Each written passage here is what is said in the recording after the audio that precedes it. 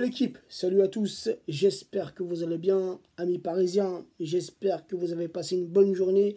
On se retrouve pour la petite vidéo d'avant-match, les gars, je m'en frotte déjà les mains, vivement dimanche, 21 h sur Canal+, en direct du Parc des Princes, Paris Saint-Germain, Olympique Lyonnais, match comptant pour la 9e journée de Ligue 1. Les gars, dimanche soir, c'est un match important qui nous attend.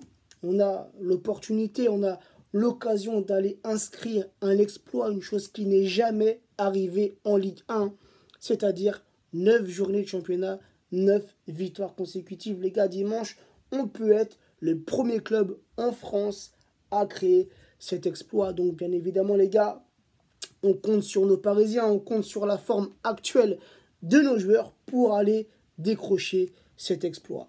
Les 5 derniers matchs entre ces deux clubs, toutes compétitions confondues, 4 victoires parisiennes, une seule victoire lyonnaise.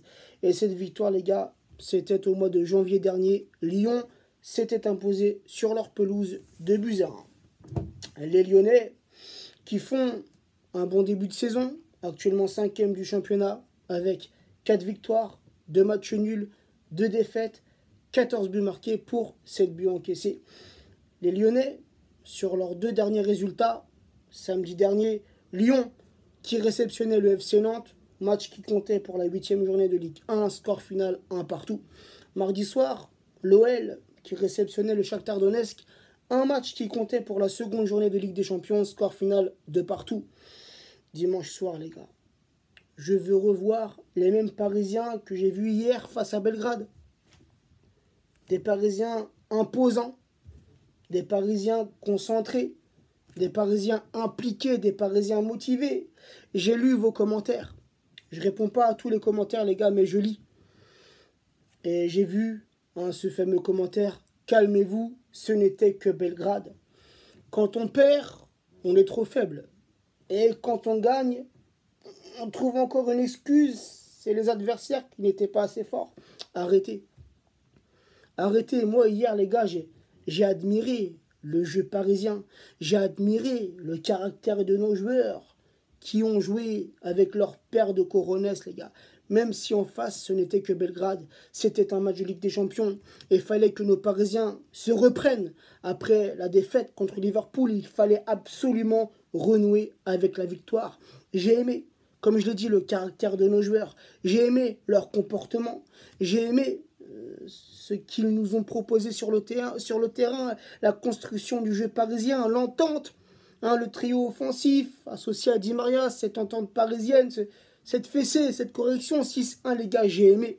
J'ai aimé le beau jeu, j'ai aimé le jeu que nos Parisiens nous ont proposé hier soir. Et les gars, pour dimanche, j'espère revoir exactement la même chose.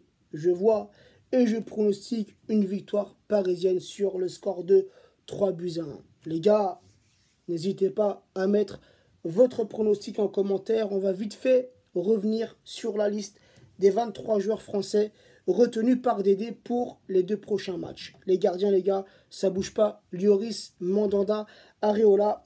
La défense française, Digne, Hernandez, Kipembe, Pavard, Sako, Sidibé, Varane, Zouma. Le milieu de terrain français, N'Golo Kanté, le meilleur milieu défensif au monde, les gars, il est là. N'Golo Kanté, Matuidi, Ndombele, Nzonzi, Pogba. Et l'attaque française, les gars, Ousmane Dembélé, Fekir, Giroud, Griezmann, Lemar, Monsieur Mbappé et Florian Thauvin. Les gars, il y a un nouveau dans cette équipe de France et ça me fait plaisir. Malgré qu'il est lyonnais, on va sûrement l'affronter dimanche, les gars. C'est Ndombele qui est très fort, qui est très puissant. C'est un joueur que moi, perso, j'ai connu la saison dernière quand il est arrivé à Lyon, les gars. Et ce joueur, les gars, m'a tout simplement bluffé. J'aime beaucoup ce joueur qui répond présent sur le terrain. C'est un joueur qui peut très bien jouer relayeur comme sentinelle. Donc, les gars, félicitations à Tanguy Ndombele pour sa première convocation avec l'équipe de France A.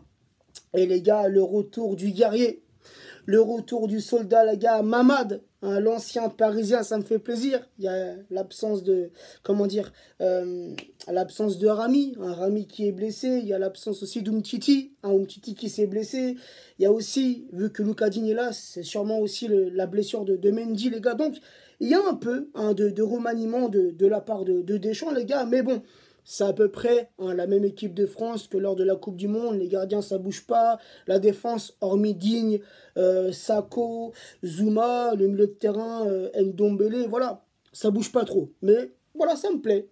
Les choix de Deschamps me plaisent, les gars. Sakho, le retour de Sakho, tu vois, comme je l'ai dit, le retour du guerrier, le retour du chef, le soldat. J'espère le voir. Sincèrement, j'espère le revoir avec ce maillot 2 étoiles, les gars. Et comme je l'ai dit, Ndombele, les gars, je suis satisfait. Donc voilà, l'équipe, c'était mon petit mot sur l'avant-match et mon petit mot sur l'équipe de France. Sur ce, n'hésitez pas, votre pronostic en commentaire et votre ressenti sur la liste de Deschamps.